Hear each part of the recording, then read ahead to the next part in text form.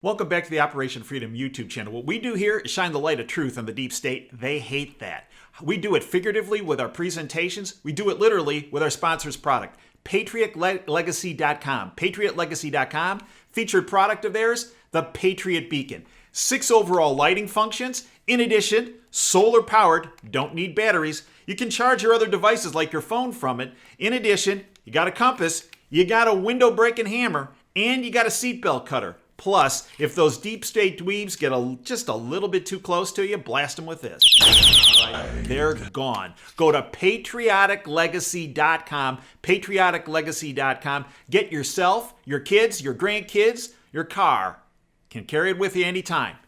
patrioticlegacy.com, the Patriot Beacon. Hi, I'm Dr. Dave Janda. Welcome back to Operation Freedom Briefings. The goal of these briefings and my weekly radio show is to provide you information the bought-off lamestream fake media will not touch. You can join us every Sunday for the radio show. It's free. It's live. Go to davejanda.com. You can stream it. Go to the upper right-hand corner. Hit the live button. Great guests. Great analysis. In addition, we're obviously available on this YouTube channel, obviously available at davejanda.com, both the free, the public side, as well as the subscription side. I believe one of the biggest bangs for the buck in all the internet. Great shows, great content, extra shows, bringing people forward from behind the curtain to discuss issues the fake media will not touch. Please join us at davejanda.com. Today's topic is General Flynn and his attorney, Sidney Powell, versus the deep state operation. Look. General Flynn has been targeted from the beginning. Why? Because his honesty. We just had the anniversary of September 11th, 2001 and September 11th, 2012. I just recently did a video. Take a look at what we discussed there. I want to specifically focus on September 11th, 2012, Benghazi. We have presented information from General Paul Vallely, General Tom McInerney, Admiral Ace Lyons, Michael Igmeyer, who's the uncle of Sean Smith, who died in Benghazi, Charles Woods, whose son Ty Woods died in Benghazi, Nicholas Noe, and Josh Salmon, who were military operatives in the field of operation the night of Benghazi. And when you boil everything that they have said down, along with the Citizens Commission on Benghazi, Benghazi involved a weapons-running operation overseen by the Obama administration, specifically Hillary Clinton, whose points person was the ambassador Chris Stevens. They funneled weapons into Libya to knock off Gaddafi. Why? Gaddafi wasn't playing ball with the deep state.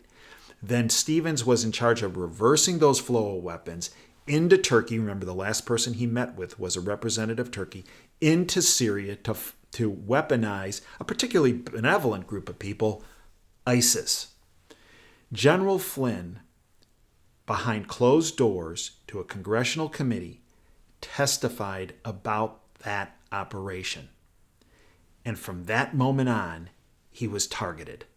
And when President Trump named General Flynn as his national security advisor, the deep state had to get rid of him. Why? Because he knew where all the bodies were buried. This is why they sent this posse from the FBI under control of the deep state puppet Comey and McCabe, and they sent Strzok, another deep state puppet, and Platenka to interview General Flynn in January 2017, days after President Trump took office. They sent them over to take him out. Well, all was going well in that process. General Flynn was charged in December of 2017. And that man's life and his family's life has been made a living hell. Why? Well, because he had the audacity to speak the truth about Benghazi. Yeah, he met with some Russian dignitaries. There's a question about what those meetings were about. Could well have been about, and I'm sure about, the welfare of the United States of America, and might have even been discussing what the deep state had been doing on a number of their trafficking fronts. Another reason to silence General Flynn. Fortunately for General Flynn, he now has an attorney in Sidney Powell, who I believe is one of the most courageous litigators in our country's history. I consider her a friend. She has interviewed on our platform on several occasions, provided great insight and wisdom.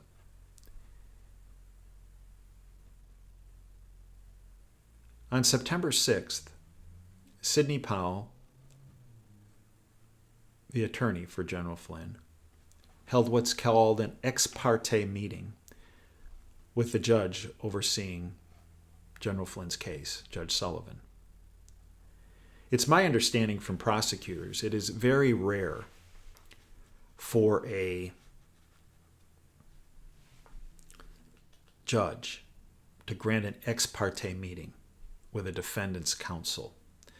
And the reason is ex parte means the other side, the prosecutors, are not in the room. I was told by lawyers, attorneys, prosecutors that the fact that the judge would allow that meeting says something very, very big is on the table. I believe Sidney Powell presented some information to the judge, information the judge was previously unaware of. And then there was a hearing on September 10th, and this was reported by Zoe Tillman.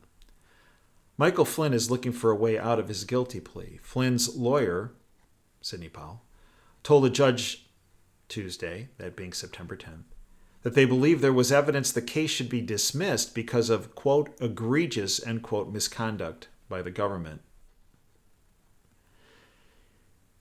His lawyer told the judge that they believed there was evidence that would show his case should be dismissed due to egregious, quote, egregious government misconduct, end quote. Now remember, this Mueller team, and remember his pet rat was Andrew Weissman, who, by the way, Sidney Powell and her colleagues had taken down before for prosecutorial misconduct as it related to the Enron Arthur Anderson issues. It was the first in-court confirmation from Flynn's new legal team that they might try to take out the plea agreement he signed as part of a former special counsel Robert Mueller's investigation in December 2017. In June, General Flynn brought on new lawyers, including Sidney Powell. Flynn's new lawyers submitted a brief to the court accusing prosecutors of misconduct, arguing the government had wrongfully withheld evidence from the defense that could help Flynn's case. That's considered what's called Brady material, folks. Last week, U.S. District Judge Emmett Sullivan in Washington, D.C. asked Powell if their new misconduct claims against the government were a prelude to Flynn trying to withdraw his guilty plea.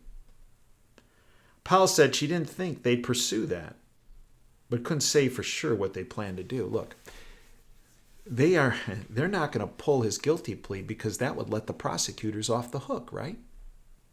No. Leave it there.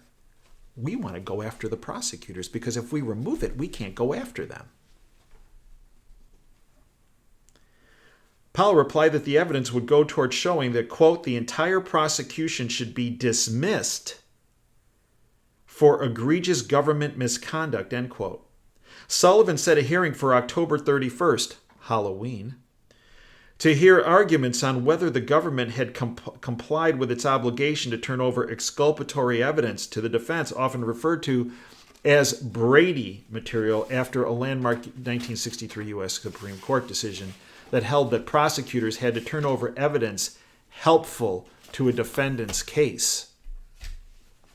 Yeah, right.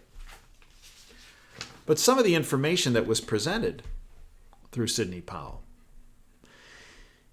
When General Flynn was interviewed in January 2017, right after President Trump took office, remember, they had to get rid of him quick because he knew where all the bodies were buried. Deep State couldn't let that happen. Comey, deep state. McCabe, deep state. Strzok, deep state. Platinka, deep state until otherwise told. Over to entrap General Flynn. When the FBI interviews someone, they have 5 days, they take notes, and then they have 5 days to fill out what's called a 302 form. Well, Sidney Powell presented this. We've already, for example, identified material differences between the agent's notes from their interviews of Mr. Flynn on the 24th of January and the 302 that was eventually produced. The notes said one thing, but the 302 said something different. We're missing the original 302 by Mr. Platinka, which according to FBI rules had to have been written within 5 days of the interview of Mr. Flynn. They say they don't have it. You see, all they have, but it would certainly be in the FBI's computer systems. Things don't disappear like that. Direct quote from Sidney Powell. It appears that the 302 forms that were filed in the case against General Flynn were filled out months, I believe up 8 months after they interviewed him. They had 5 days. 8 months. You can do a lot of changing of material in 8 months, can't you? And then she hit him with this. Flynn hearing reveals existence of a bombshell Department of Justice memo exonerating Michael Flynn. A bombshell revelation was barely noticed at National Security Advisor Michael Flynn's hearing on September 10th, when his counsel, Sidney Powell, revealed in court the existence of a Justice Department memo from January 30th, 2017. So, they interviewed General Flynn on the 24th of January. The takedown, the setup. But by January 30th, they had a memo from the Justice Department exonerating him. His counsel revealed in court the existence of a Justice Department memo from January 30th, 2017, exonerating Flynn of any collusion with Russia. The memo, which has still not been made available to Flynn's attorney, Sidney Powell, is part of a litany of Brady material she is demanding from prosecutors. The memo is currently under protective order, and Powell is working with prosecutors to get it disclosed. But apparently, Sidney Powell has found a way to get information on what the prosecutors have been hiding. Interesting. And this all ties together with the takedown of Donald Trump. What did McCabe and all his little buddies, what were they talking about? First we F Flynn, then we F Trump, right? Well, Sidney Powell presented this other little interesting tidbit of information, document she got her hands on. A letter delivered by the British Embassy to the incoming National Security Team after Donald Trump's election and to outgoing National Security Advisor Susan Rice. The letter apparently disavows former British Secret Service agent Christopher Steele and calls of which, remember, the guy who was paid for by working for Fusion GPS, paid for by the DNC in the Hillary Clinton campaign to create the fake Russian dossier. Letter apparently disavows former British Secret Service agent Christopher Steele, calls his credibility into question, and declares him untrustworthy. So General Flynn and Sidney Powell, in the process of getting General Flynn off the hook and taking these rogue prosecutors down, in addition, they're going for the trifecta here. Oh, and by the way, the information used to get the FISA warrants on Carter Page and take down the Trump administration, this guy, they had exculpatory evidence on this guy too, even before Obama left office because it was sent to the outgoing National Security Advisor, Susan Rice.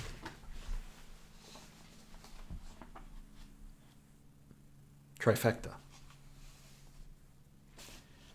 This from Brian Cates, great reporter from the Epoch Times. General Flynn's endgame approaches. Now it's not that far-fetched of an idea that the Mueller special counsel prosecutors would hide exculpatory evidence from the Flynn defense team, since they've just admitted to having done exactly that in another case their office has been prosecuting. The defense team for Internet Research Agency Concord, more popularly known as the Russian troll farm case, hasn't been smooth going for the Mueller prosecutors, although the bought-off lamestream fake media is not going to tell you that, right, folks? First, the prosecution team got a real tongue-lashing from Judge Dabney Friedrich in early July when it turned out they had no evidence whatsoever. Evidence? What does that have to matter to persecuting people?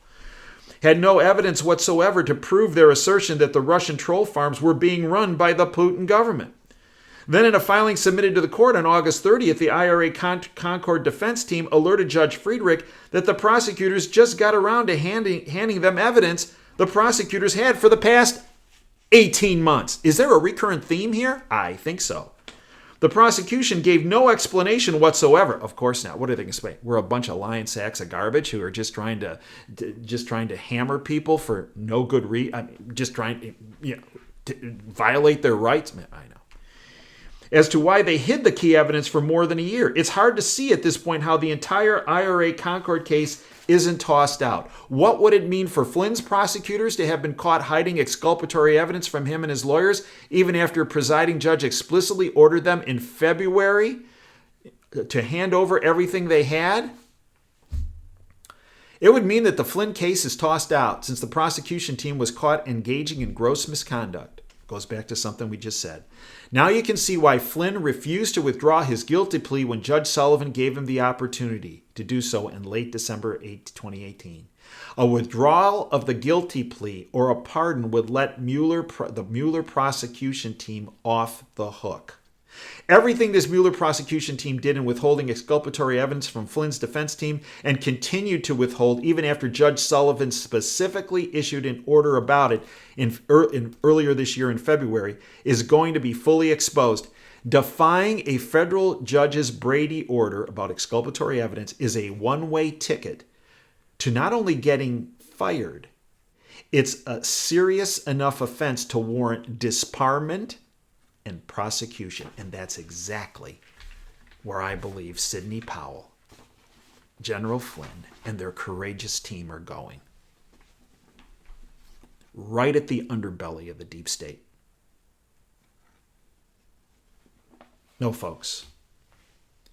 Anyone who's saying that nothing's happening, nothing's going on, they're either one, not paying attention, or two, they continue to watch the bought-off lamestream fake media as their information source. And that, as the Surgeon General says, smoking can be hazardous to your health. Watching the bought-off lamestream fake media is hazardous to your health. It's hazardous to your well-being. And frankly, it's hazardous to the future of our country. Until next time, this is Dave Janda signing off. I hope you'll join us on the radio show every Sunday from 2 to 5 Eastern. I hope you'll join us on this YouTube channel whenever you get a chance. I hope you'll join us at davejanda.com. The free side, the public side, also the subscription side. With our extra shows, our WTF show, Insider Insight interview show, our Department of Advanced Research show, our healthcare series, our contributing editors section, all available, plus all the archives of all of our shows available for you at davejanda.com. Until next time, dream big and dare to fail. Thank you for your time today.